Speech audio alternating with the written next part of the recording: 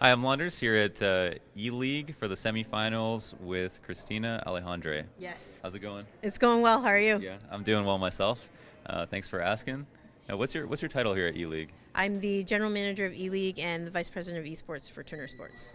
Now, did you just when you're having the meeting raise your hand and be like, "I love esports the most"? Is that how you got your position? Yes, actually, that's exactly how I got my position. No, there's actually a Kotaku article that came out late last year that said no one alive could fit Turner's GM of esports position, and one of my friends forwarded it to me, and they were like, "Huh?" And I read it, and I was like, "Oh my gosh! Like this is me." I had to have like video game publishing experience, video game marketing experience, esports experience, like business development, partner. It's like all this crazy stuff that, and quite honestly, there probably are a few of me out there. And so I, put my hat in the ring, and then they brought me on. So why'd you want to do it so much? I mean, I love esports. I came to esports about 4 years ago, and ever since my first event, I've been hooked into esports. And so it was really exciting to see Turner, want to put out that kind of framework and exposure around esports, and to be a part of that and to be able to lend my expertise to that. It was an opportunity I couldn't pass up. Has it been a pretty big learning experience? Has the challenges been very challenging? The good news is because it's a doozy of an esports position, it was like working with big companies. Like I've worked for big companies like, Nickelodeon and Paramount and Warner Brothers. And so for me, learning experience, it was great, like from a production level, right? Because like we have like Emmy Award-winning directors and producers working on this project. And so, sitting in the production room watching them is like a master class in production and directing. So like in that respect that I've learned, and then I've been able to kind of bring my expertise from a video game and esports level and really meld that with the Turner Sports team. So it's been fantastic. So to touch on that a little bit, you have Emmy Award-winning producers, and do they feel satisfied coming into a production like this? Are they able to take their skills to the limit? Yeah.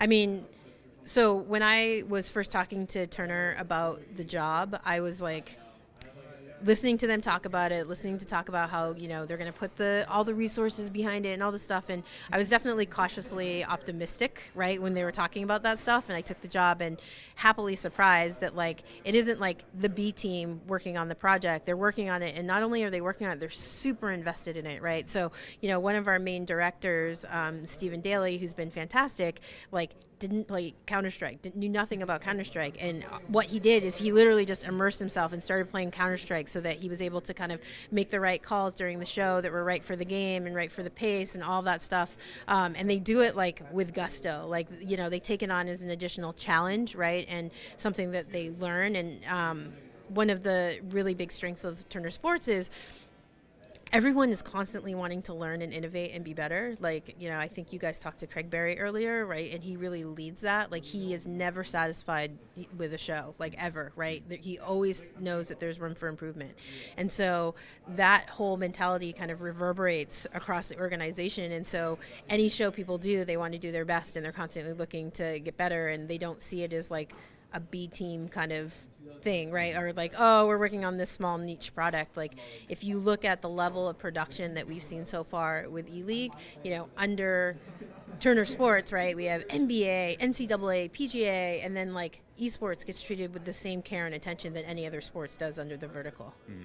Oh, that's really cool. Now, you have done a lot of similar stuff to other production or events, as Craig mentioned. You don't want to try to reinvent things when you're first coming into it, but instead enhance and innovate, maybe.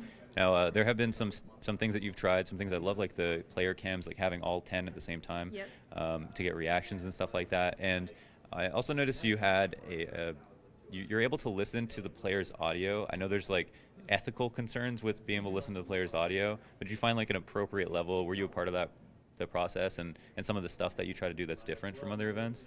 It's that the player audio thing is always across esports, right? Has been kind of a point of contention. You just how much do you play? How much do you not play? And like, do you only half of them are speaking in a different language as well, so it's like, are you only choosing the American teams to show because those are the only ones that are speaking English in their comms? Like, so right now we're not really showing. We're not really providing any of the audio for people to listen to, but it's an idea that floats around. And so we take best practices from esports productions that we've seen. We take best practices from any of our sports productions. We have just a wealth of experience at Turner Sports for sports productions, and we just try to figure out what combination of those are going to make it the best production possible.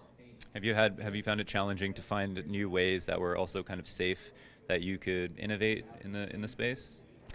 I don't think we ever want to play it completely safe. You know, we're trying to put together amazing content and amazing productions and try new things, and we don't actually look at it whether it's like safe or whether it's risky. We look at it whether or not we think it's, you know, something that's going to lend itself well to the overall production, right? Like I've actually in like conversations that I've had, like never heard like, oh, that's not the safe route to go. Like that's never kind of one of the criteria that we evaluate stuff off from. It's just kind of what can enhance a production, what can open it up to a broader audience, what can, you know, make the core happy, stuff like that. So what are the keys to success, and I guess some closing thoughts for the season 2 of ELeague? What are the keys to success for that season being something that's better than the first season? What do you have planned, if there's anything that you can share? I don't know how much I can share. I mean, the first season was actually quite long. We are shortening the second season, but we're also using the time in between seasons to really drive storylines, you know, from the first season to the second season, to, you know, show some continuity between the seasons. And I think that's something, an advantage we have going into season 2, because we didn't have that really going into season 1. But other than that, there's nothing I can really share, but there are some interesting things coming with season 2 for sure. Cool. Well, thank you so much for the insight, Christina. It's great talking to you, and that's it for me at Yahoo Esports.